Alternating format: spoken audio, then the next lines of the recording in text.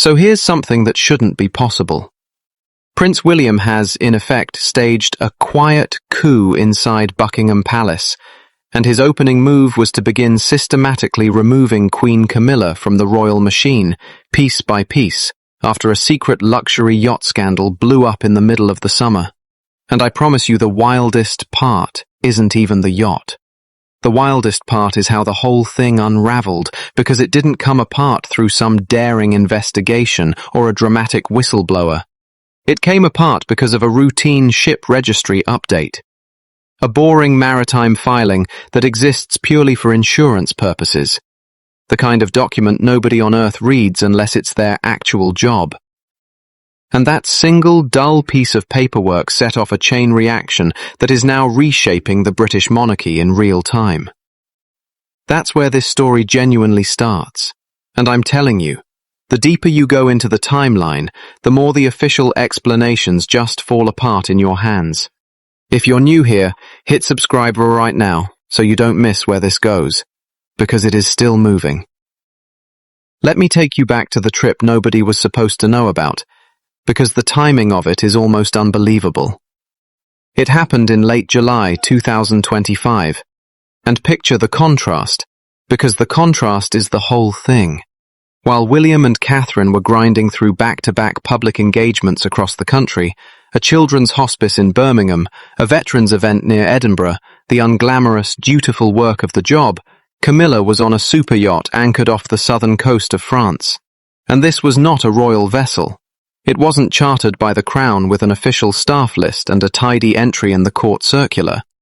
It was a private super yacht registered in Malta, called the Esperanza III, owned through a holding company in Luxembourg, and belonging to a Swiss-based financier whose name appeared nowhere in Camilla's official schedule, nowhere in her public diary, and nowhere in any palace press release across that entire summer. And here's what I want you to sit with, because it's the tell. No announcement was made. No royal correspondents got a briefing. And even the palace press office, which normally logs practically every significant movement of a senior working royal, had no record of this journey at all. Think about how strange that is for a second.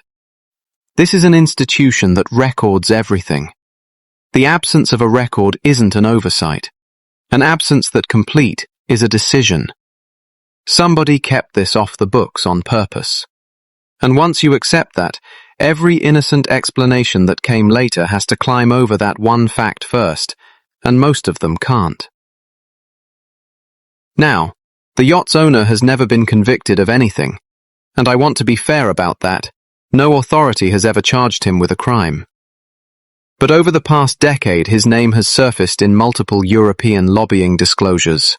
His company holds active interests in land development, agricultural policy, and heritage property law. And those are fields that sit uncomfortably close to exactly the kinds of decisions that royal patronages and crown estate management can quietly influence. In other words, he is precisely the type of individual the royal family swore off after the Prince Andrew disaster. And here's where it gets worse. And honestly, this is the detail that reframes everything. Camilla had stayed on his boat before. That came out later, and we'll get to it. But hold that thought, because it turns a single lapse into something with a shape. For now, stay on this July trip, which ran 5 days, and look at who was on board, because the guest list reads like a conflict of interest checklist. There was a party donor with active property planning applications in the West Country. There was a European media executive whose company holds broadcasting contracts with businesses that receive royal endorsements. And there were at least 2 individuals whose names had appeared in leaked files from a 2023 lobbying investigation in Brussels. None of these people were there in any official capacity. None of them were on any public record. This was, by every appearance, a private gathering of people with business interests orbiting the crown, hosted on a boat that officially did not exist in Camilla's life. And I keep coming back to that guest list, because think about what it actually represents. Every single person on that boat wanted something that the Crown, in one way or another, can touch.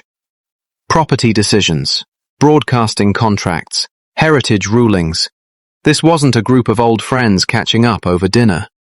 This was, at minimum, a room full of people with business before the very institution Camilla represents. All of them enjoying 5 days of close, private, unrecorded access to the Queen Consort. And even if not one improper word was ever spoken, even if it was all perfectly innocent conversation over wine, the picture alone is radioactive. Because in this world, appearance is substance. The moment it looks like access to the crown is something that can be enjoyed on a rich man's yacht, the damage is already done, whether or not a single favor was ever exchanged. And William, of anyone, understands that the appearance is the whole game. So how did it break? And this is the part I find almost poetic. It didn't break through a scoop. It broke through that routine ship registry update. The maritime filing almost nobody reads. That document placed the vessel at a specific marina on a specific date. A royal researcher then cross-referenced the filing against a photograph one of the guests had posted. A background shot of a dinner on deck, up briefly on a private Instagram account before the user thought better of it and deleted it. But someone had already saved the image. And within 48 hours, that photo was in the hands of 2 British journalists and a German outlet that had spent years mapping European lobbying networks, which meant they knew exactly what they were looking at. By the first week of August, reporters were quietly verifying the basics. By mid-August, the palace press office started getting phone calls it was in no way prepared to answer. And I keep coming back to how thin the thread was. One deleted photo. One filing nobody reads. That's all it took to pull on, and the whole thing started to come loose. Now, this situation was uniquely damaging, and not just because of the vacation itself, but because of when it happened, and you have to understand the context to feel the weight of it. For the previous 18 months, William had been pushing a very specific plan inside the palace. Tighter controls on the outside relationships senior royals could keep. Rules on gifts and hospitality from anyone with financial interests connected to the crown. And a clear internal order that the monarchy simply could not survive another access-selling scandal like the ones that hollowed out Prince Andrew. And here's the thing. William hadn't just talked about this. He'd put it in writing. His team had sent the updated rules to the households of every senior royal, and this guidance was mandatory, not a polite suggestion. Camilla's office received that document, and she went on the trip anyway. Stop and think about what that means. This wasn't a woman who didn't know the rules. This was a woman who had the new rules in her own office and stepped straight over them. Royal sources spoke to the Times in August and described the atmosphere inside Kensington Palace as one of controlled fury. And if you understand how William actually operates, that phrase should chill you far more than any story about shouting ever could. Because William doesn't yell. He doesn't leak to the press. He doesn't grant interviews to explain his side. What he does is remove people. He removed his own brother from the royal institution. He removed Camilla's own sister, Annabel Elliot, from the Duchy of Cornwall payroll without a single public word.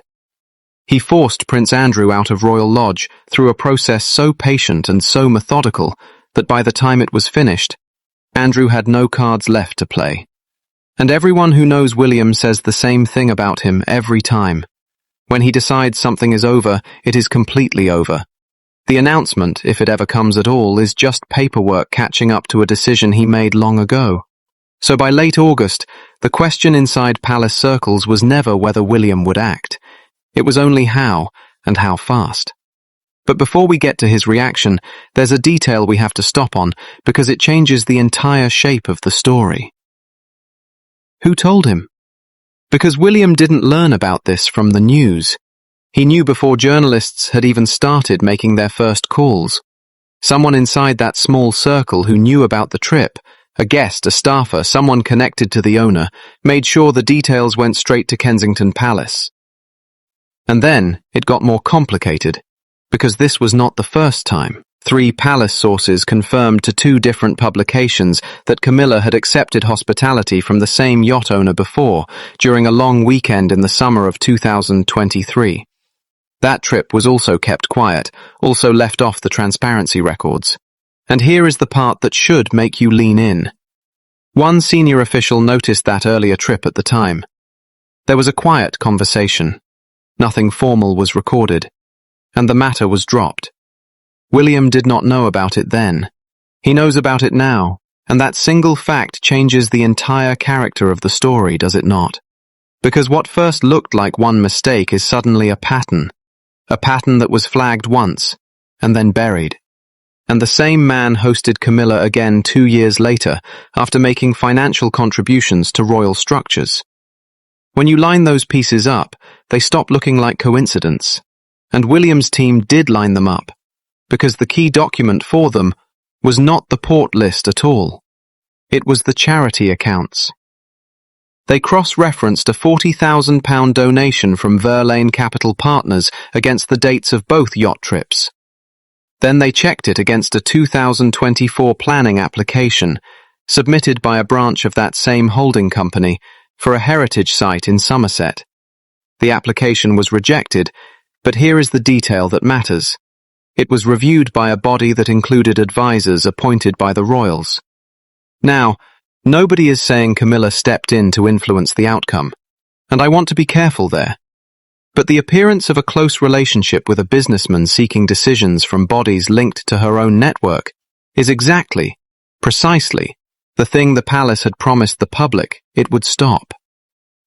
So by late August, William's team could see this was no longer a story about a yacht. It was a failure of palace governance.